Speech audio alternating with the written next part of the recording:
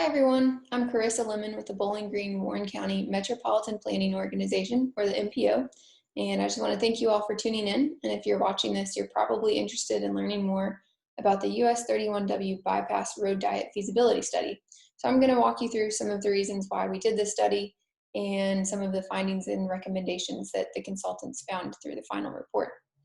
So last fall, we, together with the City of Bowling Green and the Kentucky Transportation Cabinet District 3, the MPO partnered and contracted with Strand Associates, a consulting firm out of Louisville, Kentucky, and we asked them to analyze the feasibility of conducting a road diet along the bypass from the roundabout through Lehman Avenue. So you may be wondering, what is a road diet? A road diet is using your existing footprint to reconfigure the travel lanes. These are often done to improve safety, reduce congestion, and accommodate for other users, such as bicyclists, pedestrians, and sometimes transit. In the case of the bypass, we're looking at taking the existing 4 lanes of traffic and converting it to 3 lanes. And so those 3 lanes, you would have 1 travel lane in each direction and 1 shared 2-way left turn lane. And so why do we want to do this study? We wanted to look at doing the study because we recognize that the bypass has some safety concerns. We have frequent left turns, and if you ever travel on the bypass, you know you don't want to get behind someone who's trying to turn left. All right, I'm going to take you through some of the slides provided by Strand Associates. Over the last year, they've done a number of various analyses for this study, from traffic counts to traffic modeling and researching historical crash counts. The project boundary is from the roundabout at University Drive through Lehman Avenue. That's the yellow section that is highlighted in the image. And purpose and need of the study, so safety was a big thing that I hit on earlier. So we have a lot of access points along the bypass, and we have above the statewide average for crashes, and lots of intersection crash rates as well. So Strand looked at the existing conditions of the bypass and a surrounding boundary area of roadways that connect to the bypass. They looked at the 2030 future no build of what would the bypass be like by the year 2030, given a 1.3% growth rate. How would traffic respond? What would congestion be like? What would those major intersections that we've talked about, how would they perform? And then they also analyzed the 2030 proposed road diet. So with this, they collected traffic counts back in September of 2019.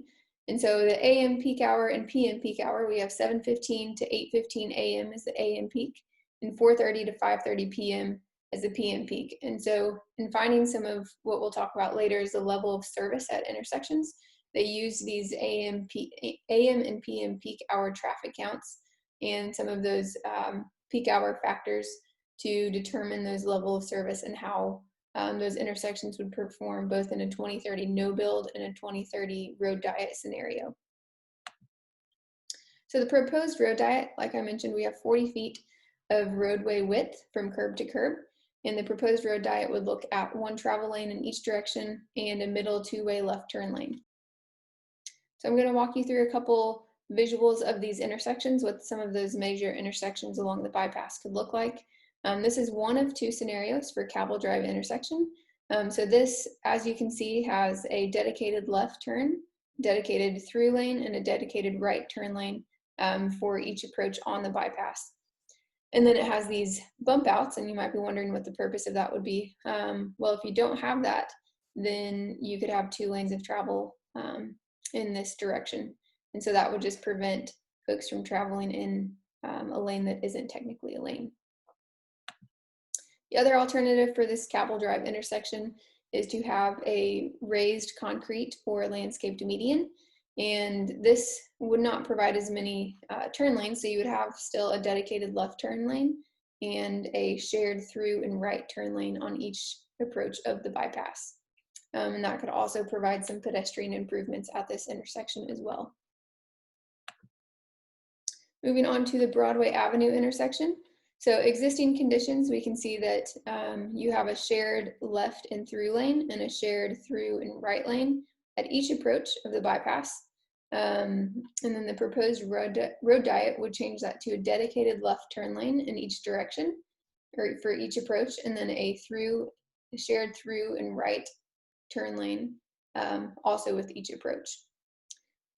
So at 10th Avenue, Currently, the existing conditions, left turns are restricted from the bypass onto 10th Avenue, and the proposed road diet would alter that and provide a dedicated left turn lane onto 10th Avenue, and then have a shared through right turn lane as well. So in summary, the road diet works. The consultant's final recommendation in their report was that they recommend implementing a road diet, as it would vastly improve the conditions, both with crashes and some intersection improvements on the bypass. So a big thing that we were looking at was safety improvements, and the study has found that this road diet would indeed improve safety. It would, in fact, reduce crashes by up to 25%. Additionally, delays and queue lengths at intersections would also be changed. So you would have about an average of 70 to 80 seconds of reduced delay at each intersection. However, that would also increase some queue lengths, so the stacking of vehicles at traffic signals. So you might be waiting in a longer line at those traffic signals, but you won't be waiting for as long. And this is just a summary of the level of service at intersections. And so this is taken out in more detail in the PowerPoint that's provided on our website. But just in summary, traffic analysis, they can do what's called a level of service, and it is essentially just determines how well an intersection functions. And so we have our AM and PM peak hour traffic level of service for future no build and proposed road diet. So as you can see, the level of service is not changing for the majority of those intersections. It's remaining the same. However, at the Broadway Avenue intersection, 2030 future no build, so with no improvements, we would have a level of service F, and if we did a road diet, it would be a D. So you might be wondering, what do all of these letters mean? So in an urbanized area, which in our case, the bypass is in an urbanized area, the level of service D is considered acceptable. So anything above a D, you're good to go. So with the AM peak on Broadway intersection, you improve from an F to a D, and in the PM peak, you improve from an F to an E. So what are the next steps? Public input. That's why we're putting together this video and posting these things on our website. We want your input. If you have any questions or comments, please provide that information to us, and that will be included as part of this study and the final recommendations. So one of the reasons why we also wanted to do this was not only to do some safety improvements, but because it seemed like a tangible project that could be implemented within the next few years. I want to thank you all for tuning in, and if you have any additional questions or comments, please feel free to email me at karissa.lemon@bgky.org, and you can see that contact information on your screen below. And feel free to look through the additional materials that are provided on our website. And if you need any other information, please feel free to contact me. Thank you all, and have a great day.